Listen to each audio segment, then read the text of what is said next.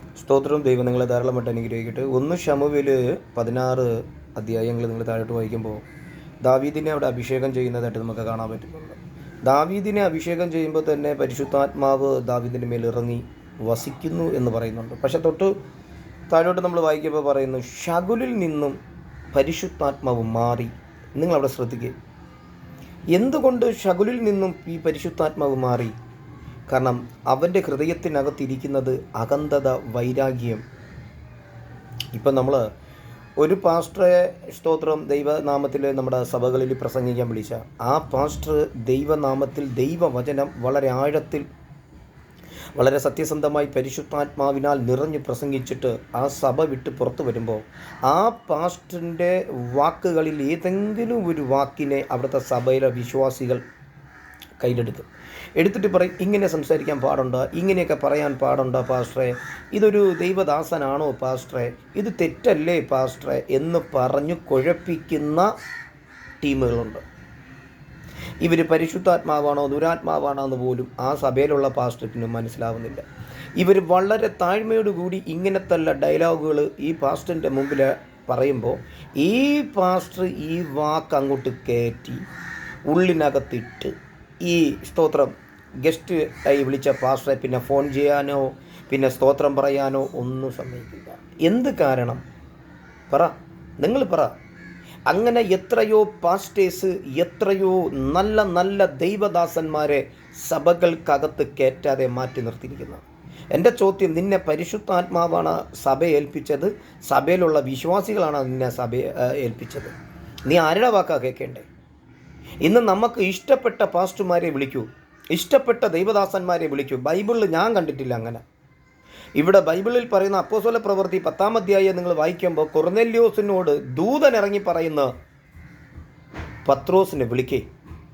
കണ്ട, ഇവിടെ സഭക്കാർ പറയുന്നത് മറ്റേ രാജീവില്ലേ ചെങ്കച്ചുള്ളിൽ താമസിക്കുന്ന, അയ്യോ നല്ല പ്രാസംഗികനാണ് കേട്ടോ, അവനെ വിളിക്കേ.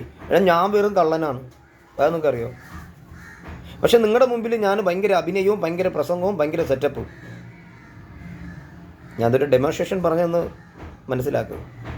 ഞാനൊരു സമയത്ത് കള്ളനായിരുന്നു, പ്രശ്നക്കാരനായിരുന്നു, ഒക്കെ ആണെങ്കിലും ദൈവവചനം പഠിച്ചു വന്നപ്പോൾ മനസ്സിലായി, എൻ്റെ ഉള്ളിൽ കിടക്കുന്ന കള്ളത്തിനെ മാറ്റാതെ എനിക്ക് ദൈവത്തിന് മുമ്പിൽ നിൽക്കാൻ പറ്റത്തില്ല. ക്രൂശിൽ കിടക്കുന്ന യേശുവിൻ്റെ അടുക്കൽ കിടക്കുന്ന 2 കള്ളന്മാരിൽ ഒരുത്തൻ മാത്രമേ മാനസാന്തരപ്പെട്ടു. കർത്താവേ, നീ പരദീസിലിരിക്കുമ്പോൾ കണ്ട, അവൻ ബൈബിൾ പഠിച്ചിട്ടുണ്ടോ എന്നിട്ട് അറിഞ്ഞുകൂടാ, പക്ഷേ യേശുവിൻ്റെ കൂടെ 2-3 ദിവസം അവൻ ഉണ്ടായിരുന്നു. ജയിലിനകത്തും പ്രശ്നത്തിനകത്തും ഒക്കെ അവൻ ഉണ്ടായിരുന്നുള്ള കാര്യം ഉറപ്പാണ്. നമ്മൾ വർഷങ്ങൾ കൊണ്ട് യേശുവിൻ്റെ കൂടെ നടന്നിട്ട് നമുക്ക് നമ്മുടെ അകത്ത് മാറുന്നില്ല, പക്ഷെ പുറമേ നമ്മളെല്ലാം മാറി, പുറമേ നമ്മളെല്ലാം ഓക്കെ ആയി. പക്ഷെ ദൈവം പറയുന്നത് നിൻ്റെ അകം, പരിശുദ്ധാത്മാവ് വസിക്കുന്നത് നിൻ്റെ അകം. നിങ്ങൾ ദൈവത്തിൻ്റെ മന്ദിരം. ഞാൻ ഈ പറയാൻ വന്നതിൻ്റെ രഹസ്യം നിങ്ങൾ ആ വചനം വായിച്ചു നോക്കൂ. ശകുലിൻ്റെ അകത്തിരിക്കുന്ന കോപം, വൈരാഗ്യം, പക, അങ്ങനെ ഒരു വ്യക്തിക്കുണ്ടെങ്കിൽ പരിശുദ്ധാത്മാവ് വസിക്കില്ല എന്ന് വ്യക്തമായി അവ വചനത്തിൽ പറയുന്നുണ്ട്. തിരുവചനം പറയുന്നു, ശകുൽ 1000 കൊന്നു, ദാവീദോ 10,000 കൊന്നു.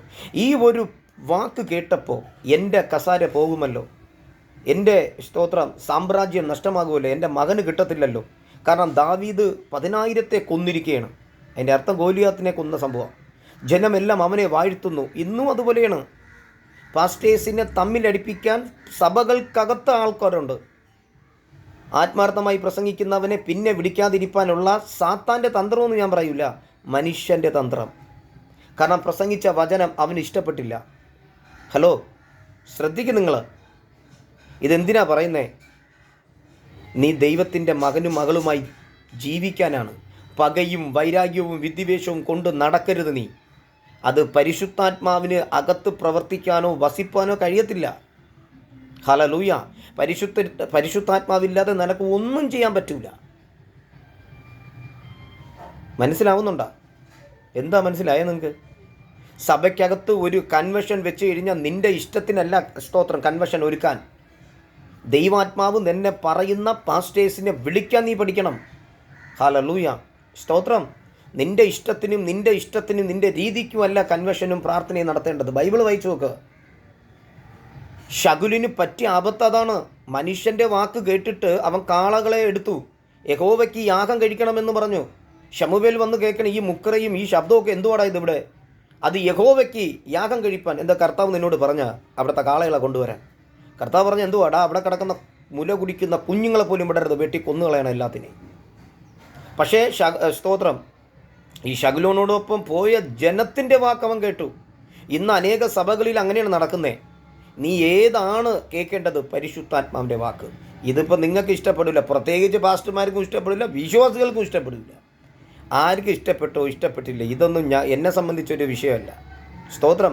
കാരണം നമ്മൾ സത്യസന്ധമായി ദൈവവചനം പഠിക്കുമ്പോൾ കർത്താവ് പറയുന്ന പൂർണ്ണ മനസ്സോടെ, പൂർണ്ണ ഹൃദയത്തോടെ, പൂർണ്ണ ആത്മാവോടുകൂടി നീ ദൈവത്തെ ആരാധിക്കാൻ പഠിക്കുക. നീ മാറണം. കാരണം പരിശുദ്ധാത്മാവെന്ന ദാനം നിൻ്റെ ഇരിക്കുകയാണ്. നീ അതിനെ ദുഃഖിപ്പിക്കരുത്. മനസ്സിലാക്ക്. അതൊരു പാസ്റ്ററാകട്ടെ, വിശ്വാസിയാകട്ടെ, ആരാകട്ടെ, ഇരുവായി തലയുള്ള ഏത് വാളിനേക്കാളും മൂർച്ചയേറിയ വചനം നീ കേൾക്കാൻ എല്ലാ ഞായറാഴ്ചയും ചർച്ചിൽ പോകണം. നിന്നെ കുത്തി നിന്നെ മുറിവേൽപ്പിച്ച് നോ നോ നോ നോ അങ്ങനെ നീ ചിന്തിക്കരുത്. പത്രോസ് പരിശുദ്ധാത്മാവ് നിറഞ്ഞവനായി സംസാരിച്ചു. നമ്മൾ പരിശുദ്ധാത്മാവ് നിറഞ്ഞവരായി തന്നെ മരണകാലം വരെയും ജീവിക്കണം. ഈ വാക്കുകളാൽ, വചനങ്ങളാൽ നിങ്ങളെ ദൈവം ധാരാളമായിട്ട് അനുഗ്രഹിക്കട്ടെ. ശ്രദ്ധിക്ക്. നീ ദാവീദാണോ ശകുലാണോ? നീ തീരുമാനിക്കുക. സ്തോത്രം. ആമേൻ.